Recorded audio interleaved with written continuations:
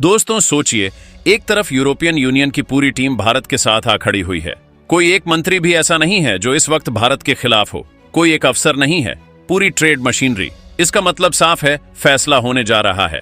फैसला ऐसा जो ग्लोबल ट्रेड की धुरी को हिला देगा। इंटरनेशनल मीडिया में हलचल तेज हो चुकी है। यूरोप के कॉरपोरेट लॉबी भी एक्टिव हो चुके हैं। जर्मनी, फ्रांस, स्पेन के बोर्ड रूम में सिर्फ एक ही सवाल गूंज रहा है, क्या अब भारत से तय कर रहा है? और जवाब है हाँ। इस बार यूरोप नहीं बल्कि भारत अपनी शर्तें तैयार कर चुका है। पिछले 48 घंटों में जो कुछ घटा है वह किसी औपचारिक प्रेस रिलीज या कूटनीतिक बयान से कहीं बड़ा है।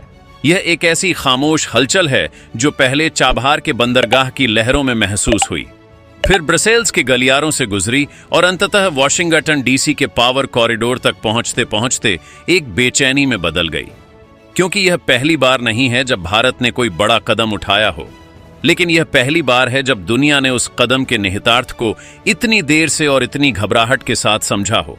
कुछ हफ्ते पहले तक जिस वॉशिंगटन को यह भ्रम था कि नई दिल्ली अब भी उसी पुरानी धुरी पर खड़ी है, जहां फोन उठाना या ना उठाना ही रिश्तों का पैमाना होता है, उसी वॉशिंगटन को अब यह एहसास हो चुका है कि खेल चुपचाप आगे बढ़ चुका है और बोर्ड पर मोहरे अपनी जगह बदल चुके हैं।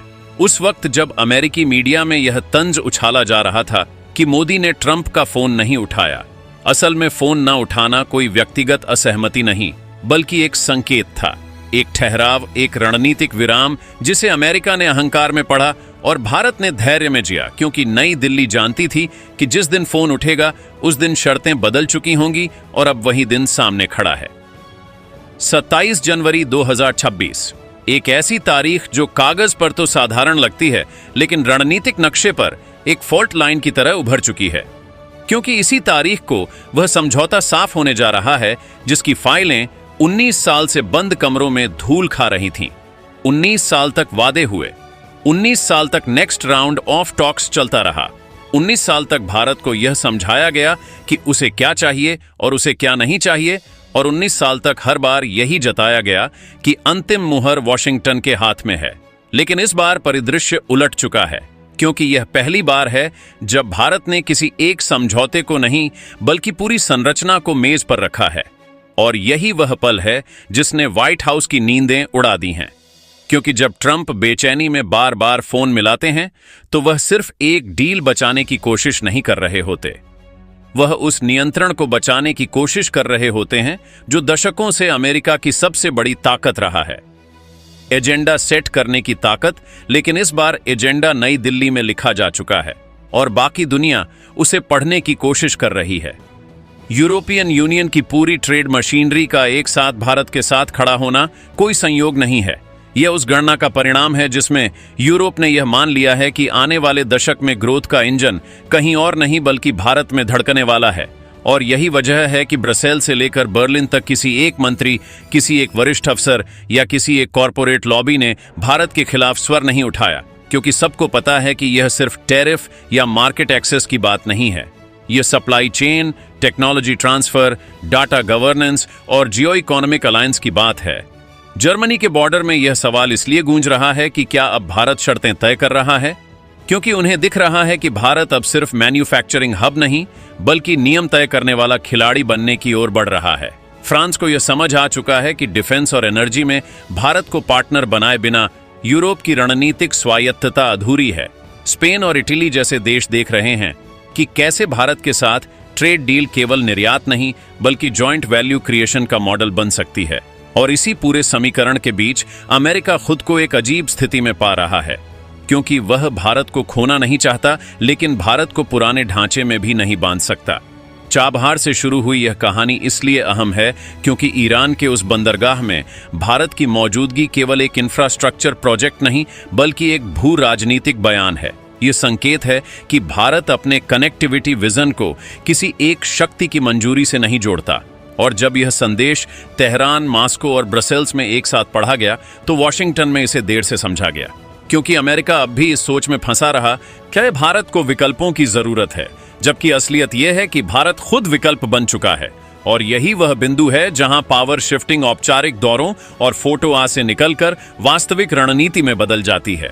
अंतरराष्ट्रीय मीडिया में जो हलचल दिख रही है वह इसलिए नहीं है कि कोई एक डील साइन होने वाली है, बल्कि इसलिए है कि वैश्विक व्यापार की धुरी धीरे धीरे घूम रही है। डॉलर केंद्रित सिस्टम, पश्चिम केंद्रित सप्लाई चेन और एक तरफा नियमों का युग अब सवालों के घेरे में है और भारत इस सवाल का केंद्र बन रहा है, क्योंकि भारत ने ना तो टकराव चुना है और ना ही समर्पण। उसने विकल्पों का विस्तार चुना है और यही बात सबसे ज्यादा असहज कर रही है, क्योंकि जिस शक्ति को चुनौती दी जा सकती है उससे निपटना आसान होता है, लेकिन जो शक्ति अपने विकल्प खुद गढ़ती है उसके साथ बातचीत भी उसकी शर्तों पर होती है। और यही वजह है कि अब सवाल यह नहीं रह गया कि अमेरिका का सूर बदला क्यों, बल्कि सवाल यह है कि क्या अमेरिका इस बदली हुई वास्तविकता को स्वीकार करने के लिए तैयार है। 27 जनवरी 2026 इसलिए सिर्फ एक तारीख नहीं है, क्योंकि यह उस क्षण का प्रतीक बन चुकी है जब 19 साल पुरानी जड़ता टूट रही है, और जब टूटती है तो आवाज दूर दूर तक जाती है। वॉशिंगटन डीसी में उस आवाज की गूंज बेचैनी बनकर लौट रही है, क्योंकि अब फोन करना एक विकल्प नहीं बल्कि एक जरूरत बन चुका है। और इस पूरी कहानी का सबसे दिलचस्प पहलू यह है कि यह अभी खत्म नहीं हुई है। यह तो सिर्फ वह मोड़ है जहां सस्पेंस गहराता है, क्योंकि दुनिया दरवाजे पर खड़ी है, लेकिन दरवाजा किसे कितना खुलेगा यह फैसला अब नई दिल्ली के हाथ में है। सबसे बड़ा झटका वहीं लगा जहां यूरोप सबसे मजबूत माना जाता था।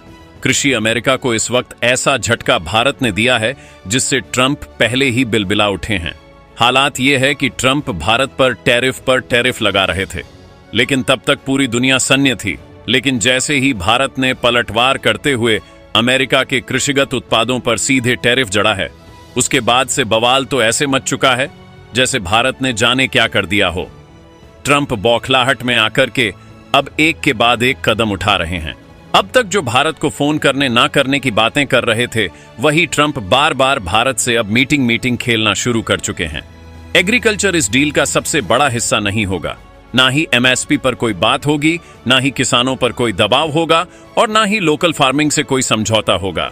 ये वही लाइन है जहां भारत ने बता दिया कि सिर्फ बाजार बड़ा नहीं रहा, अब नियम लिखने वाला देश भारत बन चुका है। यह वह पल है जिसने अमेरिका को बेचैन कर दिया है, क्योंकि अगर यूरोप भारत के साथ इस लेवल पर डील करने को उतर आता है तो ग्लोबल ट्रेड का सेंटर ऑफ ग्रेविटी अमेरिका और अटलांटिक से हट करके एशिया की तरफ शिफ्ट हो रहा है, और उस शिफ्ट का सबसे बड़ा फायदा भारत को मिलने जा रहा है। अमेरिका क्यों बौखला उठा है, इसका जवाब किसी एक बयान, किसी एक टैरिफ या किसी एक डील में नहीं छिपा है, बल्कि उस धीमी लेकिन लगातार बनती हुई तस्वीर में छिपा है जिसे वॉशिंगटन अब बहुत साफ देख रहा है। और यही बात उसे सबसे ज्यादा परेशान कर रही है, क्योंकि अमेरिका ने दशकों तक दुनिया को यह यकीन दिलाया कि वैश्विक सप्लाई चेन का दिल वही है, टेक्नोलॉजी का दिमाग वही है और रणनीतिक फैसलों का कंट्रोल रूम भी वही। लेकिन अब भारत चुपचाप उस कमरे में अपनी कुर्सी खींचकर बैठने लगा है, बिना शोर किए, बिना खुले टकराव के। और यही सबसे बड़ा सस्पेंस है, क्योंकि जब कोई ताकत चिल्लाकर नहीं बल्कि चुपचाप आगे बढ़ती है तो असली खतरा वहीं से पैदा होता है। अमेरिका यह बहुत अच्छे से समझ चुका है कि भारत अब सिर्फ एक बड़ा बाजार नहीं रहा जिसे सामान बेचकर मुनाफा कमाया जाए, बल्कि वह एक ऐसा केंद्र बनता जा रहा है जहां से नियम, शर्तें और प्राथमिकताएं तय होंगी। और यूरोप का भारत की तरफ झुकाव इसी बदलते समीकरण का सबसे बड़ा संकेत है, क्योंकि यूरोप कोई भावनाओं में फैसले लेने वाला खिलाड़ी नहीं है।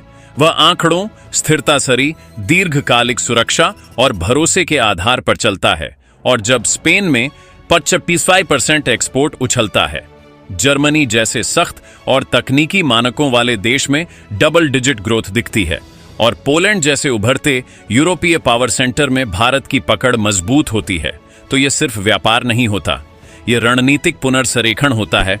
और अमेरिका को सबसे ज्यादा डर इसी शब्द से लगता है, क्योंकि पुनर्सरेखण का मतलब है कि दुनिया अब एक ध्रुव के इर्द गिर्द नहीं घूम रही, बल्कि कई ध्रुव बन रहे हैं, और भारत उनमें से एक नहीं बल्कि एक केंद्र बनता जा रहा है। 2007 से 2013 तक